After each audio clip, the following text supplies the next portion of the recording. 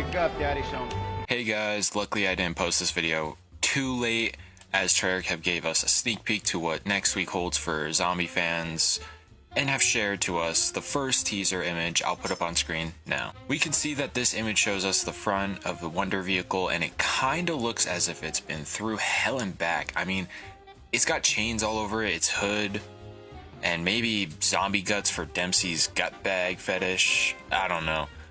We can also see on the left side of the image that there's bone spikes, but anyway, I have done too much editing on this video to really just delete it. I will be streaming Call of Duty next on September 30th and playing Black Ops 7's early access open beta on October 2nd, so stay tuned for that. I do also want to say, for next week's Zombies reveal, me and my buddy Rico will be in a call with some other friends potentially, talking about each and every bit of information we get and our thoughts and opinions on it. But hope you guys enjoy the video and try to ignore the first a little bit. What's up everybody? Today I want to talk about some of the new Black Ops 7 news regarding the supposed cancellation of Zombies Week. Now if you haven't heard, Treyarch has re-edited a video that they've made talking about how big Black Ops 7 Zombies is going to be, and frankly how it's going to need its own week for early September, being this week, being the last. And we all thought this was a good thing. Oh, how were we all wrong? Let me play the clip for you now. We can't forget Zombies because we only got a teeny tiny little taste of what is coming to Zombies and Black Ops 7, because the dedicated Zombies reveal is just a few weeks away. Few weeks. We can't just give you a little bit. There's a lot to give for the Zombies. There's a lot to give. It needs its own. We had to make a Zombies So week Transit's going to be the big map, and Like, there's going to be one survival map at but launch. the original crew has... As you can see, they have promised us a week of pure Zombies marketing and promotion to bring the hype for Black Ops 7, which a lot of the community is not all too hyped for. And I don't blame y'all for not being too excited and or frustrated. If you want to hear my opinion on this topic further, click on this video in the top right corner, or wait till the end of this video when it shows up in the end card. Now I understand to a degree why they have done this. Maybe they just weren't ready for it and couldn't meet the deadlines. But did you have to throw it under the rug? I mean, come on, man. Like, why not just be honest with the community instead of just unediting it?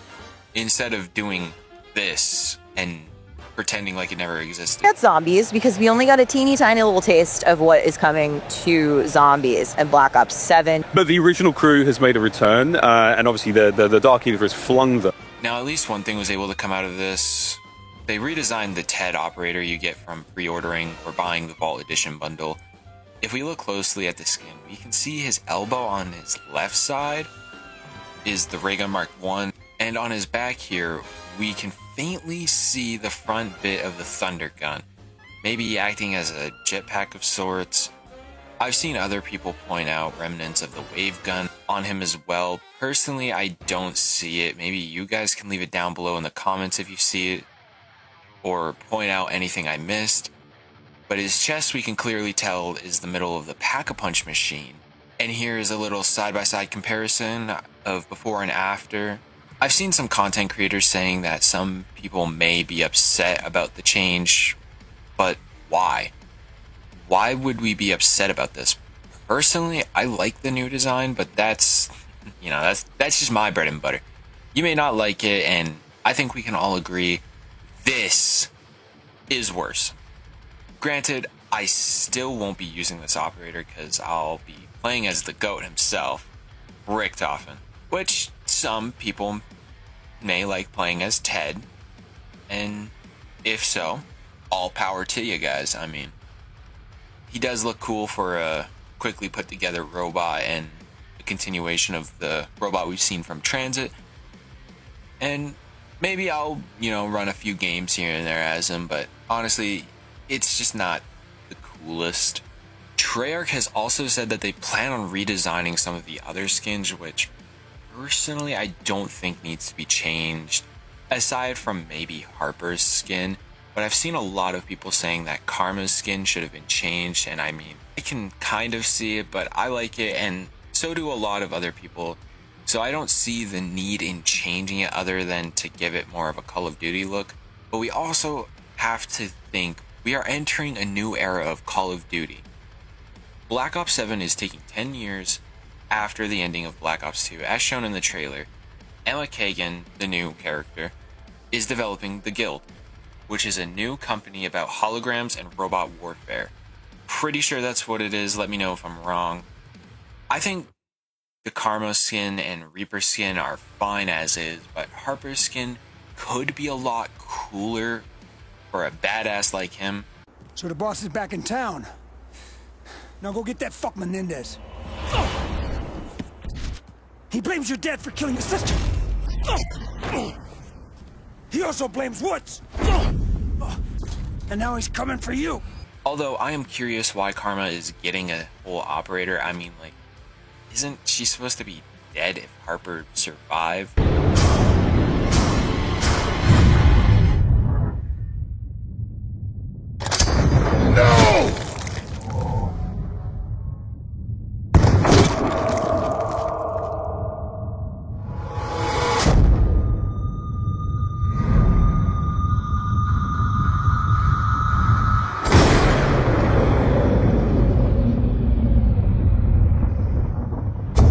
But she does look badass, and I gotta hand it to her, and I cannot wait to use her. Emma and my boy Mason in multiplayer, and especially the Peacekeeper Mastercraft that comes in the Vault Edition. I mean, come on, man, look at that beaut, ain't she pretty? Anyway, I'd like to share my thoughts on the rest of the Vault Edition bundle as well.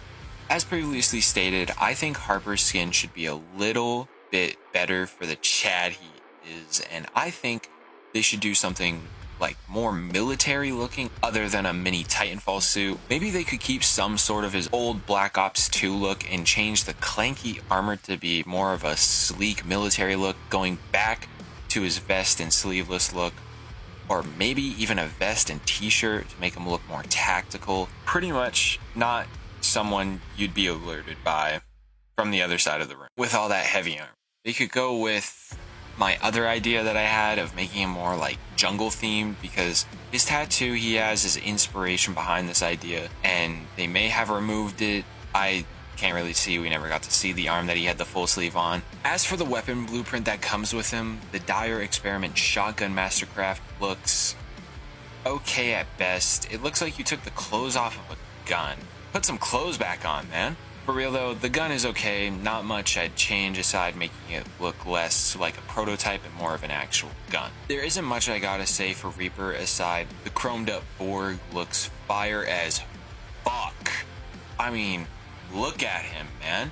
He looks like he's in kill mode. You do not, and I mean do not, want to fuck with this guy. Seriously though, there isn't much to hate about this skin other than maybe a lot of the inside wires on the side of his chest that are visible.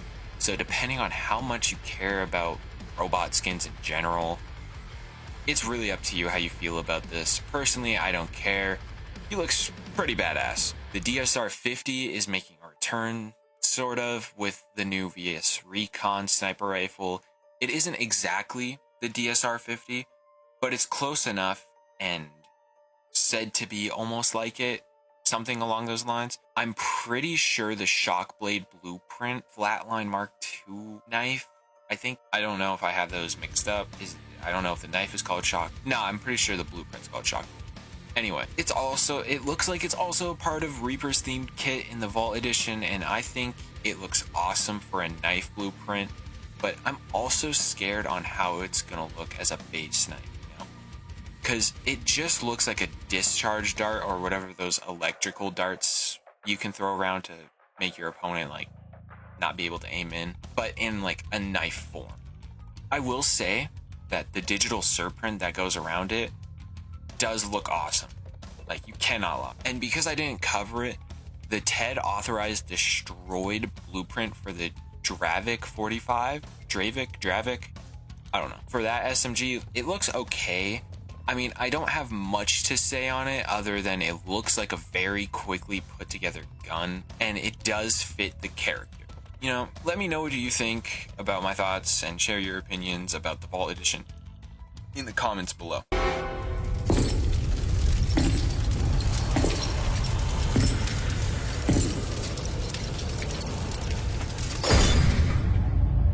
Now then, enough rambling about basic stuff. Let's take a dive into zombies some more. As stated in the beginning of this video, Treyarch has cancelled the zombies reveal week and covered their tracks and acting like it all never happened.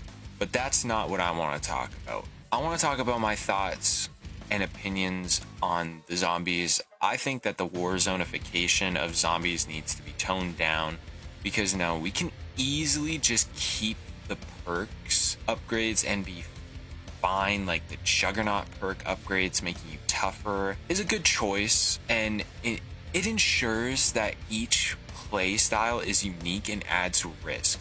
Maybe some new augments can be added as well. Maybe there could be a jug augment that makes you a bit weaker but lets you dish out more damage. I don't know. Let me know what y'all think. Armor plates, on the other hand, it allows you to just tank like 20 hits, and that's just not fun.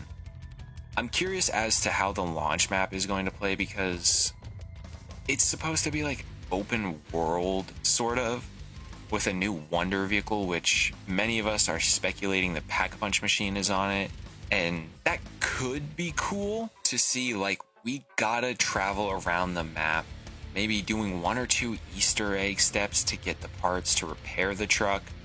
I don't know, but I'm pretty interested on seeing how it works. The return of survival maps should be super fun, and rumored that the perk limit is 4 and no Pack-a-Punch, I think. I know the map will be fully equipped with what you need to survive till you or the zombies decide to end the game. Now, I've seen a lot of people also talking about how the original crew is back and saying that they just want to make more money by bringing back our favorite crew and ruin their story, and it's ruining their stories. And as much as I don't want to say it, I kind of agree.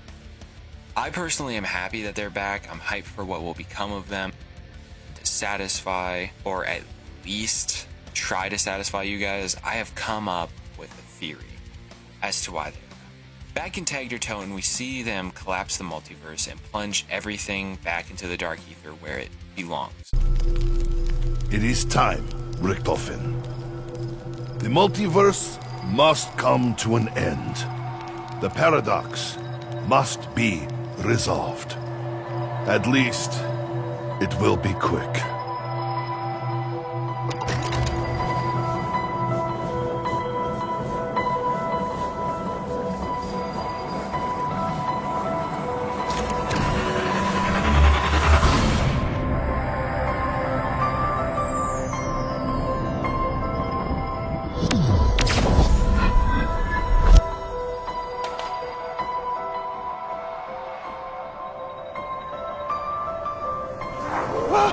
What are you talking about? We found the Agarvan device!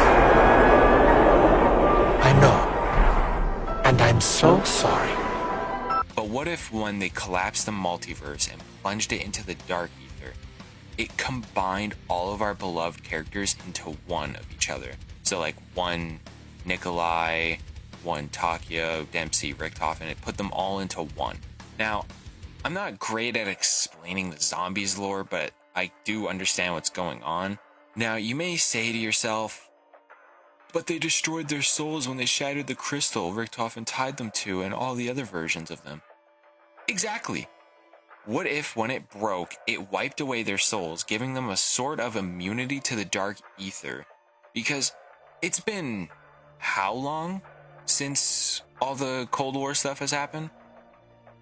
And as shown, a lot of people who are in there tend to get corrupted really quickly. So seeing our crew back and not corrupted, maybe it did give them an immunity to the dark ether, and giving our crew a reason to go on adventures. What if they want to re-obtain their souls? In this image, we can see that our crew has had their life essence drained, supposedly from the shadow cowboy guy, whatever. In this scene, we can see that he shows up for a brief 2 seconds and then leaves. But that's all I have for today's video. I'll catch you all later next week. So stay tuned for each day for my videos of each piece of information Treyarch is going to give us. I wanted to talk about this a bit more at the beginning of the video, but like I said, too much time was put into this, and Treyarch ended up actually giving us more information, so I couldn't really just scrap all of the work I had to put in. So if you have watched this entire video and you made it to this point, thank you so much for paying attention and watching. It means a lot. I also want to thank you all so much for the support the past few days. My last video, posted it almost a week ago, and it's almost at 600 views. That means the absolute fucking world to me. I got to have a lot of Black Ops 7 discussions in that comment section with you all and share our thoughts and opinions in a respectful manner.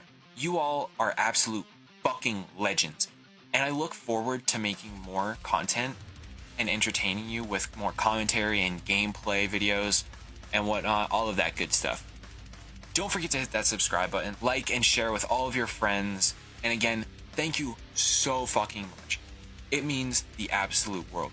It's nothing crazy to get super pumped for, but 500 viewers to a guy like me, that is so much, and I respect all of you who have shared your opinions in a respectful manner. Again, that was just awesome. Now, thank you all again so much for watching, and have a good day.